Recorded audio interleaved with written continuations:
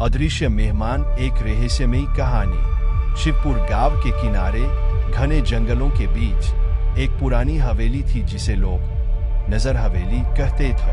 गांव वालों का मानना था कि यह हवेली श्रापित थी और यहाँ जो भी रात गुजारता वह कभी लौटकर नहीं आता। इस हवेली से जुड़ी सबसे डरावनी बात यह थी कि रात के समय वहाँ कोई अदृश्य शक्ति मौजूद होती थी।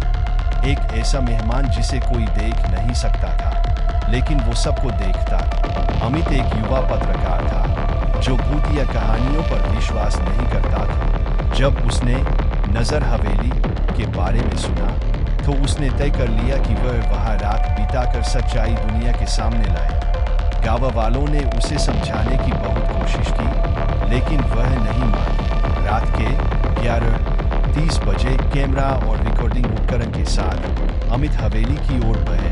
हवेली की दीवारों पर बेलें चढ़ी हुई थी, दरवाजे जर्जर थे और चारों ओर सन्नाटा पसरा था। जैसे ही उसने अंदर कदम रखा, हवेली के अंदर की हवा अचानक ठंडी हो गई। ऐसा लगा जैसे वहाँ कोई उसकी उपस्थिति महसूस कर रहा।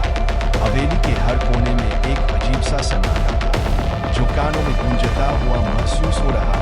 अमित ने धीरे धीरे हवेली के बड़े हॉल में प्रवेश किया। वहाँ की दीवारों पर पुरानी धूल भरी तस्वीरें टंगी थी। उसने कैमरा ऑन किया और बोलना शुरू किया, मैं इस हवेली में अकेला हूँ और अब मैं देखूंगा कि क्या यहाँ सच में कोई आत्मा है या यह सिर्फ अंधविश्वास है। जैसे ही उसने बोलना खत्म किया, अचानक हवा में एक धीमी फुसफुसाहट गूंज, तुम यहाँ क्यों आए हो? अमित चौकन्ना हो गए। उसने टॉर्च चारों ओर घुमाई, लेकिन वहां कोई नहीं था।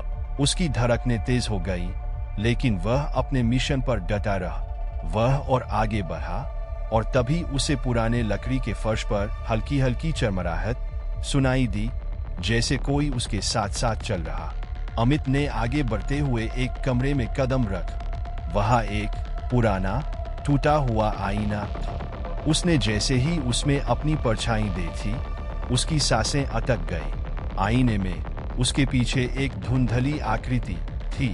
वह आकृति धीरे धीरे स्पष्ट हो रही थी। अमित ने डर के बावजूद साहस दिखाया और पूछा, तुम कौन हो? आईने में आकृति ने धीरे से अपना सिर झुकाया और बुदबुदाया, तुमने गलती कर दी है, अब तुम यहाँ से नहीं जा सकते। अमित का शरीर सुन पड़ गए। उसने भागने की कोशिश की, लेकिन दरवाजे अपने आप जोर से बंद हो गए। कमरे में अंधेरा छा गए। हवेली की दीवारों से अजीब अजीब आवाजें आने लगी। किसी के चलने की आवाज, किसी के हंसने की हल्की गूंज और किसी के रोने की धीमी सिसकी। अमित को लगा कि कोई अदृश्य शक्ति उसकी ओर बल रही है। अचानक एक ठंडी हवा का झोंका आया और अमित को ऐसा महसूस हुआ जैसे किसी ने उसे जोर से धक्का दिया हो।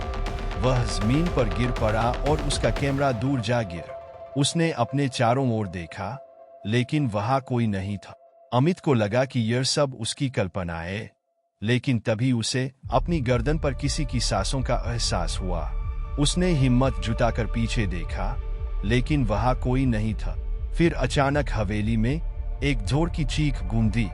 अमित घबराकर उठा और दरवाजे की ओर भागा, लेकिन उसके पैर जैसे जमीन से चिपक गए थे। उसने पूरा जोर लगाया, लेकिन वह हिल भी नहीं पा रहा था।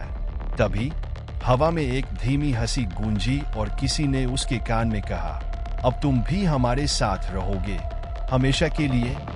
अगली सुबह गांव वाले हवेली के बाहर इकट्ठा हुए। उन्होंने दरवाजा खोला, लेकिन हवेली में अमित का कोई निशान नहीं था। बस कमरे में पड़ा आईना पहले से चमक रहा था और उसमें अमित की परछाई कैद थी। गांव वालों ने आईने को हटाने की कोशिश की, लेकिन जब भी कोई उसे छूने जाता, उसे ऐसा महसूस होता जैसे कोई अदृश्य शक्ति उसे पीछे खींच रही। डर के मारे उन्होंने हवेली को दोबारा बंद कर दिया। अब जो भी उस आईने में देखता है, उसे उसमें एक नई परछाई दिखती है। क्या आप उस आईने में झांकने की हिम्मत करेंगे?